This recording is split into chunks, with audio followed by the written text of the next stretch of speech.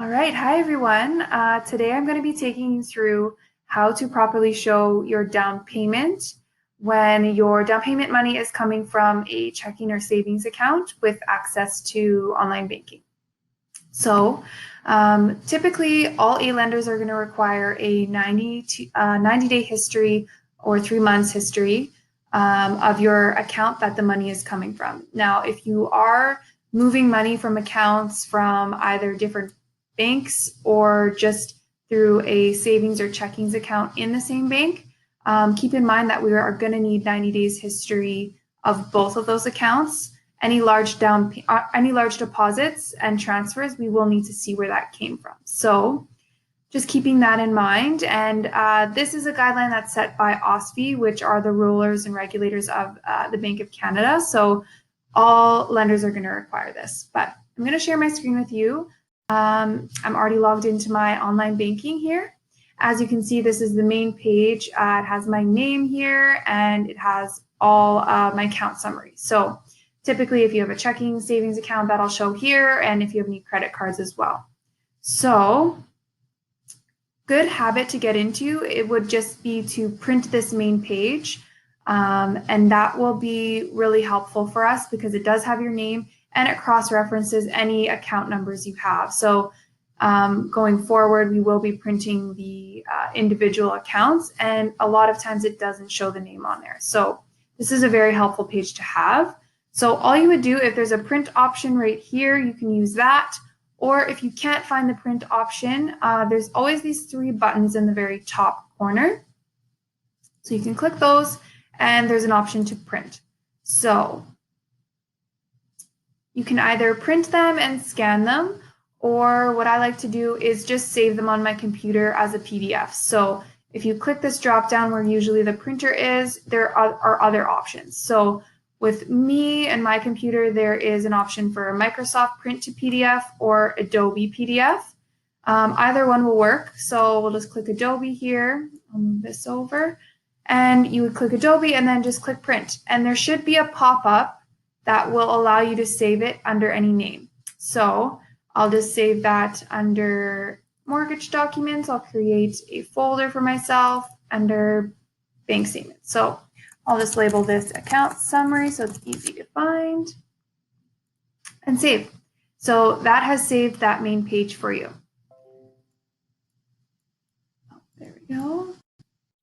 All right, so now we're going to go into your savings account. So there's actually 2 options. If your savings account, you don't really have much transactions going on, it's really been saved over time, there's not much going on in there, it might be easier for you to just scroll down and do a custom search. A lot of banks will also have options for like 30, 60, 90 days, and you can just click the 90-day one, which is easy, and then you can just print all of those out.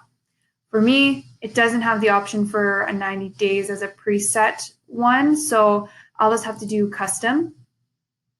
So we'll go back to 90 days. So May 14th, because today is July 14th. I'll just go back a couple days just to make sure I have the full 90 days in there. So May 10th to today's date, which is July 14th.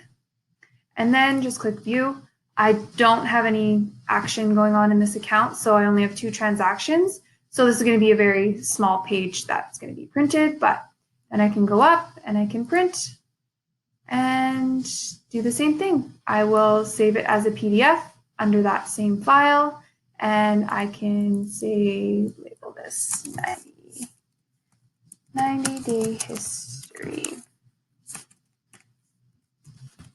Okay, and save.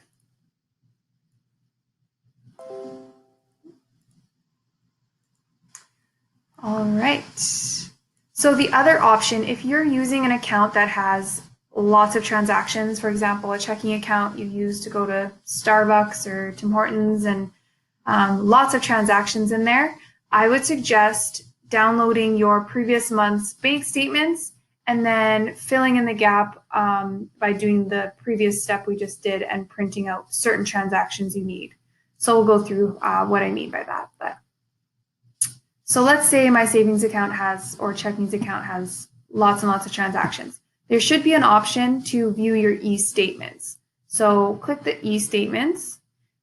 And as you can see, this brings up all my statements. So I'm just going to do the last 3, make sure I have those. So we'll just start with June. It usually will just download. And all you have to do is once it's downloaded, you can click on there.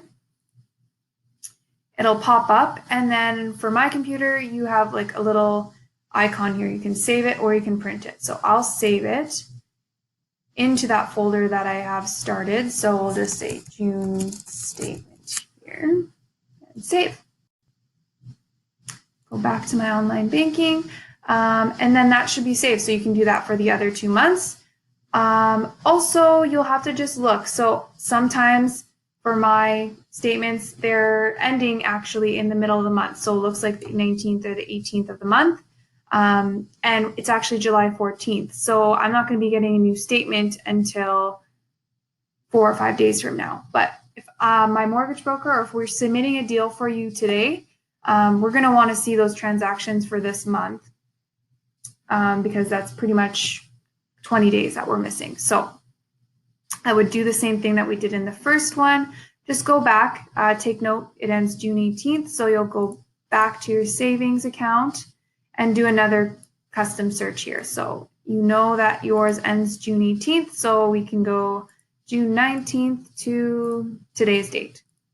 As you can see, only one transaction pops up, but you will be able to see all those transactions within those dates and do the same thing. Print, save to a PDF, and then you will have all those documents. The bank statements do have your name on it, so if you provide us bank statements, then we can definitely cross-reference. But if you're just doing the printout of the transactions, please take a screenshot of that account summary as well. It's nice to see the account summary too. If we're trying to piece together down payment and closing costs and you have some money in certain ones, we are able to see the bigger picture of your financial situation.